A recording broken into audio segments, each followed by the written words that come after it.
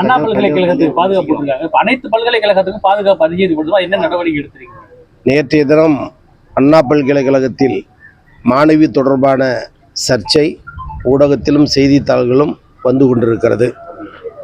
23ஆம் தேதி நடந்த நிகழ்வு 25ஆம் தேதி மனுதாரர் காவல்துறைக்கு அளித்த புகாரின் அடிப்படையில் மனுக்கள் பெறப்பட்ட புகார் மனு பெறப்பட்ட 3 மணி நேரத்தில் உரிய குற்றவாளி கைது செய்யப்பட்டிருக்கிறார். இந்நிலையில் எல்லா பல்கலைக்கழகம் மற்றும் கல்லூரிகளில் பாதுகாப்பு நடவடிக்கைக்காகவும் பெண் பிள்ளைகளுடைய மாணவிகளுடைய நலன் குறித்த ஒவ்வொரு குழுக்கள் ஏற்கனவே அமைக்கப்பட்டிருக்கிறது. அண்ணா பல்கலைக்கழகத்தில் படித்த அந்த மாணவி நடந்த விஷயங்களை 2 தினங்கள் பல்கலைக்கழகத்தில் இருக்கக்கூடிய அந்த பாதுகாப்பு குழுவிடம் ஒருவேளை சொல்லி இருந்தால் இன்னும் துரித நடவடிக்கை எடுக்க வாய்ப்பாக இருந்திருக்கும். தனிப்பட்ட அச்ச உணர்வு அல்லது பெண்மைக்குரிய பாதுகாப்பு மனநிலை இவைகளை மனதில் வைத்து 2 தினங்கள் கழித்து அந்த புகார் மனு பெறப்பட்டாலும் கூட துரித நடவடிக்கை எடுத்து அவர்களை கைது செய்திருக்கிறோம். கைது செய்து ரிமாண்ட் செய்யப்பட்டிருக்கிறார்.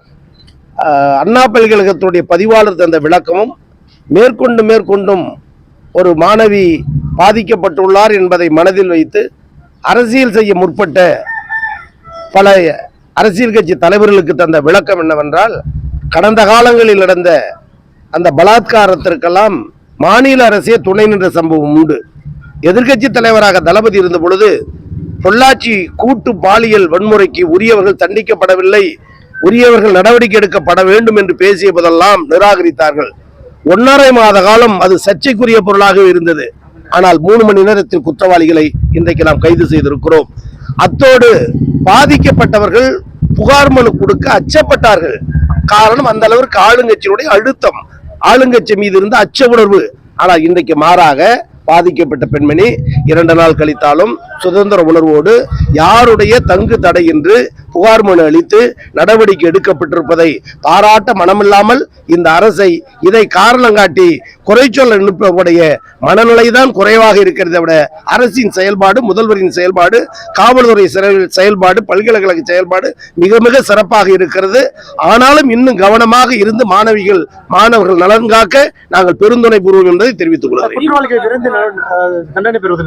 விரைந்து நடவடிக்கை எடுப்பதற்கான நடவடிக்கை எடுக்கப்படுகிறது. திமுக பிரமுகர் என்பது பொய்யான செய்தி. அவர் இப்போதும் நேற்றைய தினம் சொன்னதை போல எது நடந்தாலும் அதை திராவிட முன்னேற்ற கழகத்தை குறை சொல்ல வேண்டும் என்ற அவருடைய பிறவி குணம் இன்னும் தொடர்கிறது என்பதுதான் இதன் மூலம் தெரிகிறது. 3-4 மாதம் அமைதியாக தமிழகத்தில் மீண்டும் தன்னுடைய குணத்தை காட்ட ஆரம்பித்திருக்கிறார். திமுக ஆட்சி சிறப்பான முறையில் நடந்து கொண்டிருக்கிறது. அண்ணாமலை சொல்லுவதெல்லாம் தோல்வியை கண்டு அடைய போகிற ஒரு பிதற்றலான ஓசையை தவிர உண்மையான நிலை அல்ல. நன்றி. சமூக வாழ்க்கையில் இன்றைக்கு ஏற்படக்கூடிய இடர்பாடுகள் எல்லோரும் நன்றாக அறிவார்கள். எந்த நாடாக இருந்தாலும் எந்த மாநிலமாக இருந்தாலும் சட்டம், பாதுகாப்பு, ஒழுங்கு என்ற நிலை இருந்த பொழுதும் தனிமனித அத்துமீறல், தனிமனித விருப்பு என்பது அதிகரித்து விட்டது. ஆனாலும் அவைகளையும் கண்காணித்து எடுக்கப்பட்ட நடவடிக்கையை பாராட்ட வேண்டுமே தவிர மீண்டும் அவைகளே சொல்லி பேசுவது என்பது முறையானதல்ல.